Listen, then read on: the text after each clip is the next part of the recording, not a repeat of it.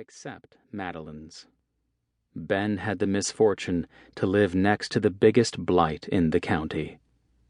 Structurally, the house was the same as his, another two-story brick built in the late 1940s. But the similarities ended there. Her masonry was crumbling, particularly along the chimney. The grass was so overgrown and the vegetation so thick that Ben thought it resembled a Southeast Asian jungle. Fortunately, she had a high wooden fence that concealed her backyard and a white picket fence that encased her front yard. Worst of all, she had erected a large deck attached to the back of her house that terminated around an enormous elm tree. The tree was integrated into the deck, engulfed by it, and anchored a structure that resembled a chicken coop. Had Ben been 5 years old, it would have looked like a clubhouse. At 35, it was an eyesore. Instead of walls, the wooden frame was connected by chicken wire, and beneath the deck was another level Ben could not see over the fence, even from his second-story windows.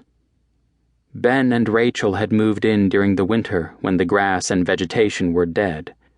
The realtor had glossed over the odd structure at the neighbors, and they were so excited at the prospect of owning their own home in Arlington that they willfully ignored it. And Ben had not bothered to research his new neighbor. How bad could it be? He learned his lesson almost immediately.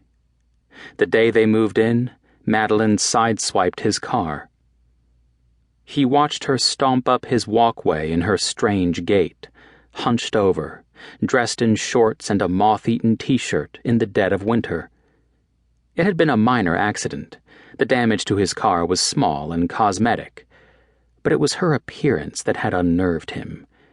She jabbered and her gaze darted all over the place, until it would suddenly fix on him without warning. "I'm really not a bad neighbor," she assured him cheerfully, then trumped back down the walkway. Things grew worse as soon as the spring came. The grass grew, and when the neighbors woke their lawnmowers from hibernation to cut their lawns, hers continued to grow, ignored and unabated. It was as tall as his knees and growing. And on a run one morning, he caught his first glimpse of the raccoons, outside of their chicken wire cage. 3 of them popped their heads over the fence as he jogged by. He peered through a gap in the fence and saw still more inside the strange structure, splayed and clinging to the chicken wire. Turns out it was a clubhouse, he thought, just not for people. He never knew what animals the house was going to draw from the nearby woods, but it started with the birds. Hanging out a window, Madeleine routinely dumped 20-pound sacks of bird seed onto the top of her back porch from her second floor, clouds of it wafting toward his house. That brought the pigeons, which roosted on her porch by the hundreds. Whenever Ben stepped outside, the birds would take to the sky en masse, the sound of their startled wings flapping in unison like a gunshot, jolting him every time.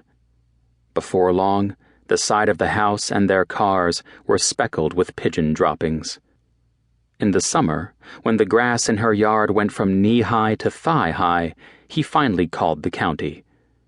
Arlington issued a citation, and she hired someone to cut the grass, but his mower cut out at the end of every row. One Saturday afternoon, through open windows, Ben could hear the man speaking to someone on his cell phone, his voice desperate and cracking. "No, you don't understand. I've never seen anything like it." Unfortunately, the freshly trimmed yard revealed another problem: rats.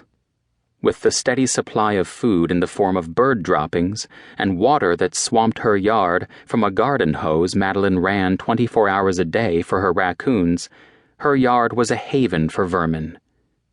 With their grass cover now gone, they fled into the surrounding neighborhood. Burrows appeared beneath the fence, separating Ben's and Madeleine's yards. Rat droppings accumulated in piles.